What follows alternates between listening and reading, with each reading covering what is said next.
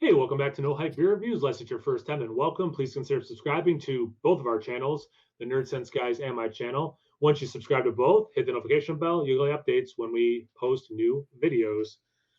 Men, it says your names underneath, Sean and Mike. Do we want to spend time introducing you or what? No, I think we're good. Okay. Nerdsense.net if you want to find out more. I say it so often, you guys, if you don't watch them, you need to watch them, you need to check them out, you need to subscribe, etc., etc. So you may notice that the beers are poured. We had a little bit of technical difficulty, no big deal. We're back. We're better than ever. Jeremiah was nice enough to send us off another box of Hop Butcher for the World beers. This is Urbs and Horto. This will be on my channel, obviously, but be on the lookout on the Nerdsense guys channel because we did film a review on their channel. This is a Strata and Mosaic hopped double India Pale Ale, 7.5% ABV. Their tasting notes are ripe, tropical, dank berry, pink lemonade. It's 9 days old, and it says "Feed me, Seymour" on the bottom, which is amazing given the can art. Great movie. We haven't seen it in a while. If you're wondering, Urbs and Horto is in quotes because it is the motto of Chicago, and it's Latin for City of Gardens. Right? I got that right? City of Gardens? Yeah. City in a garden. Sorry. Don't want to offend anyone in the Chicagoland area. City in a garden. But yeah, I mean, super awesome can art. Oh yeah. As always, huge fan. Love the Dan pop Jetsa, culture killing it. kind of reference. All right, so when we poured them, they did have more head, obviously. So to be fair, probably had I poured pretty aggressive, like Mike did. We probably had about 2 fingers ahead, pouring aggressive, so it did look a little different. It's got the almost milky orange juice vibe to it. Yep. Like a melted orange Julius. Yes, very much. Cool. Very much so. Melted creamsicle. Let's get to aroma, guys. Pine Sol. I'm getting. I can't help it. It smells like Pine Sol to me. So you without a doubt get the pine danky mixing with some lemon. I had looked up the Strata hop. I mean, Mosaics and everything. I know Mosaic well, and Strata I'm like familiar with, and it does say tropical fruits, and then also like sweet, like marijuana. And I get that danky specific thing for sure. Yeah, I usually get strawberry, but yeah, I guess I can see strawberry in here a little bit. For some reason, I always stick on strawberry. I don't know why. But it has Mosaic too, and so I mean, not surprising you get a berry with it. And the lemon character is almost like someone like squeeze a lemon, you get a spritz of lemon in the air, kind of. Yeah. It's like sort of like super fresh, like just spritz of lemon aroma. It's like a lemon perfume almost. It's really weird, like just that super fresh lemon bite on the nose. Like you just cut a lemon open, you're releasing those oils. I mean, just it has a pinch of grapefruit as well, so it definitely has. Yeah. It's in some ways West Coasty that way, but definitely has a little bit of the New England IPA thing going, which is kind of cool and interesting. There's like a level of candied sweetness in it that like it's almost like confectionery sugar in the nose that I didn't get when we were smelling it earlier. Yeah, honestly, because it's a little warmer, I'm getting more grapefruit, and I'm getting more grapefruit than I did before too. It's gonna have morphed, right?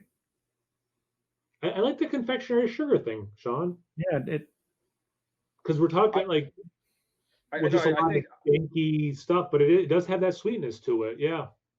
And I think that confectionery sugar thing is going toward like what they said with the lemonade. Yeah, that makes sense. And it's a little warmer than when we first opened it. So I'm actually getting way more of that lemonade thing than I did before, honestly. Cool. Should we get into the taste, guys? Let's do it. Cheers. Cheers.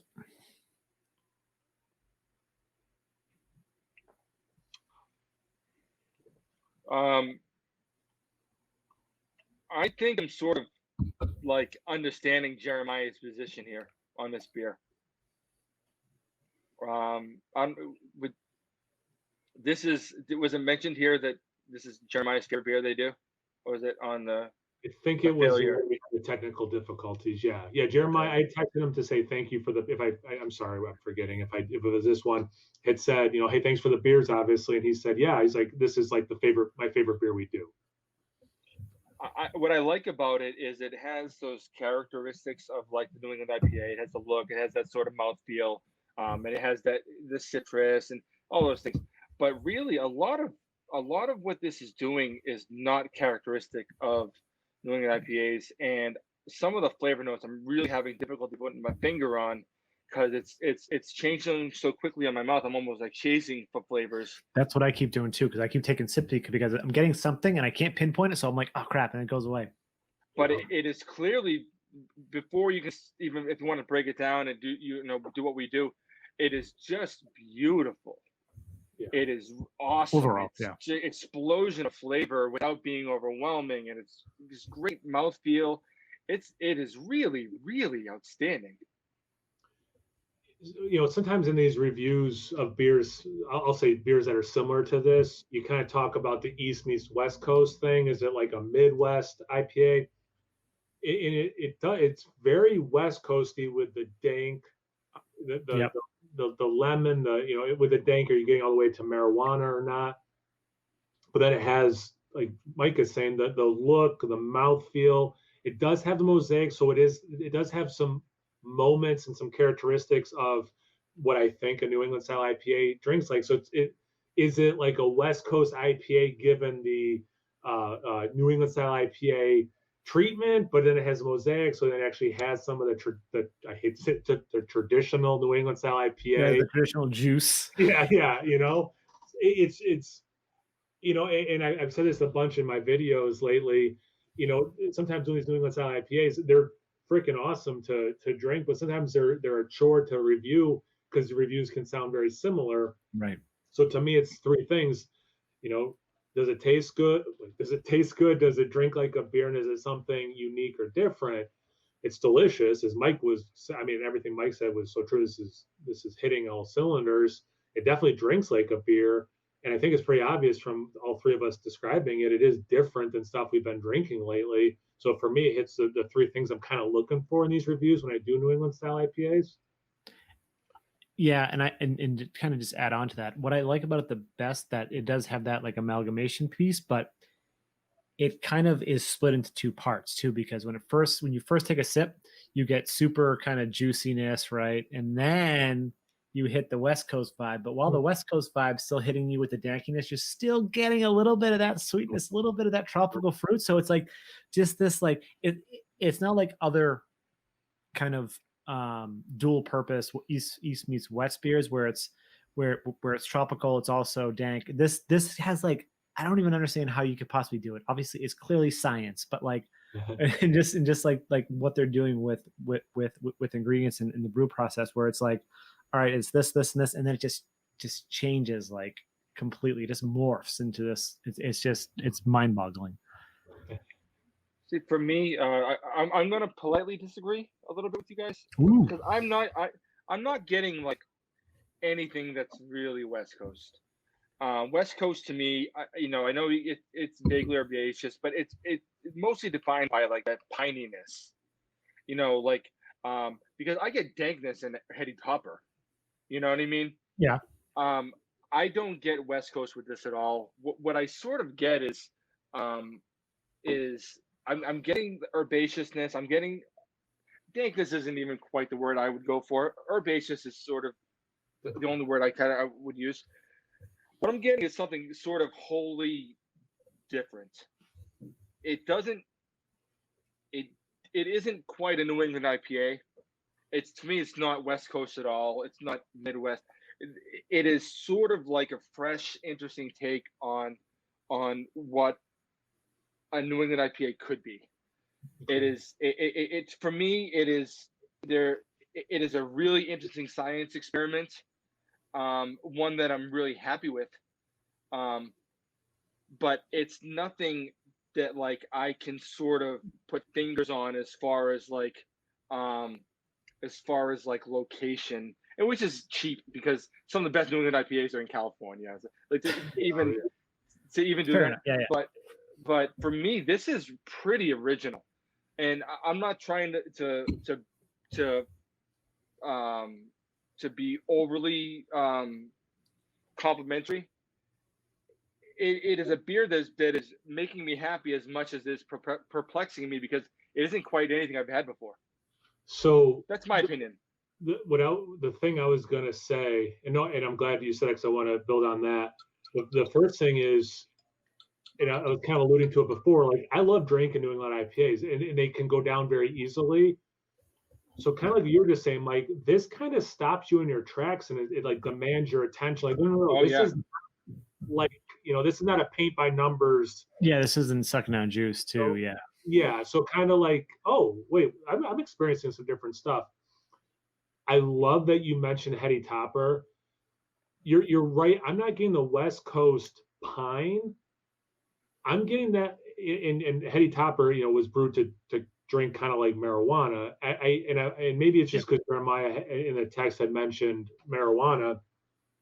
Not to throw you on the bus, Jeremiah, but he had said like pot lemonade kind of a thing. They mentioned the pink lemonade, but anyway, maybe his phone just auto corrected, instead of pink lemonade, it said pot lemonade when he texted me. But anyway, but like, I've listened to interviews with John from Alchemist, and like, Heady Topper is supposed to be like a pot beer essentially, so like, to me, there are West Coast beers that are very, herbaceous and a very specific herb, and this has that, and I think that's why I'm thinking West Coast. I really appreciate you mentioning Heady Topper, because I think you get your East Coast New England hook through Heady Topper. That this makes even more sense to call it a New England style IPA, let alone the mosaic in it, the look of it, the mouthfeel of it. Yeah, I'd say a cool review because it's a really cool beer. Yeah, but Sean, let me interrupt you 1 second. Yeah. I do think that the fact that we're literally like trying to figure this out, is indicative of what this is. You know what I mean? It isn't easy to put your finger on. No. So Sean, go ahead. Sorry. No. What I was gonna say is, sometimes when I drink Heady or even Focal, and it's usually only when I'm in Vermont, and it's not really when because when I'm in Vermont, I'll drink multiple at a time. Usually when I'm home, I'll only drink one, like, and then I'll switch off something else. But it always leaves this, I don't want to say offensive taste in my mouth, but it doesn't go away very easily. It's overpowering. It always is this, like, it's mostly Heady, some Focal sometimes if I'm switching between them, but it always leaves like what I was saying originally. It was previously prior to technical difficulties. Like, it left this, like, the dankness was like on the side of my palate, on the back of my palate, and I'd always have that feeling with Heady Topper if I was drinking it. It would just kind of linger for a while, like after you drank one. If you didn't drink something else, it would always just say that. You drank water, it would still say that. You'd be eating, you would still kind of stay there. This is doing that. So when you said Heady, that's immediately what I thought of. Like, this reminds me of drinking a Heady on just from the aftertaste alone, but in a lighter form. Like, it's not as pungent as an aftertaste as Heady. This is already going away. Whereas if I was drinking a Heady right now, I think it would still be there. I know this is my channel, so I'd love to be like the shining star, but Mike mentioning Heady is probably the best part of this review. To be watching this beer review, like, makes so much more sense. This beer, through the lens of Heady Topper, I think helps, because again, it's complex in a way that, sometimes this style's not complex. Like, I think kind of helps you grapple with what is this beer. But yeah, the overall experience is very enjoyable. This is a juicier version of Heady. Yeah, I was gonna say I don't think it's that reminiscent of Heady, but what it is, I think Heady gives a good understanding of where, like, just because it's herbaceous or dank, it doesn't mean it's West Coast. That was sort of where I was coming from. Where I think Heady is a much stronger, offensive is the wrong word, but it's much more like in your face. It's a very potent fucking punch in the head for a beer. So Heady's like one of the first New England IPAs this beer is, and I hate to, but it just makes perfect sense. But doing a beer review and be like, oh, it's like this other beer. I think this beer, as we're talking about the East West Coast thing, Sean and I specifically, maybe a better coupling would be the birth of New England style IPAs and where New England style IPAs are now. And maybe this beer is kind of in the middle of those because you are getting that very early, original heady topper kind of a vibe. But then again, with the mosaic, the look, the mouthfeel, you're getting the very like current, super up to date 2020, kind of New England style IPA. And it's almost like the baby of those two things. That's actually, yeah. So now I did win the best thing for the channel, so it's back to me, and I'm the star. So I think that's a good time to wrap it up. Like we were talking offline, these are doing stuff like this when we do these live streams, these pre-recorded together. When we get in, Matt from Massive, Keith from 94 Hot Garbage Lumber, Joe from the Beer Patrol was just texting me before this, like, yeah, we're not doing live streams, all this kind of stuff. This is some of the most fun we have doing this. Then you throw on top of that a beer that's like, yeah, I mean, who knows how long this video is going to be at this point, like a beer that commands that kind of attention. This is awesome. So I hope people watching really appreciate that. And again, check out the Nerdsense guys if you have not done so already. Nerdsense.net. Correct. Instagram, they're on YouTube obviously, and be on the lookout for the video I co-did with them on their channel. Anything else you want to add about your channel, or? No, you nailed it. Yeah, covered it. Bam. All right. So how do I end my videos? As always, thank you for what? No. Hey, thanks for watching. No, how do I do it? And thank you for watching. Check me out on Instagram on Taps. No Hype Beer Reviews at both those places. As always, please like, comment, subscribe. Most importantly, imbibe. Imbibe. Thanks, everyone.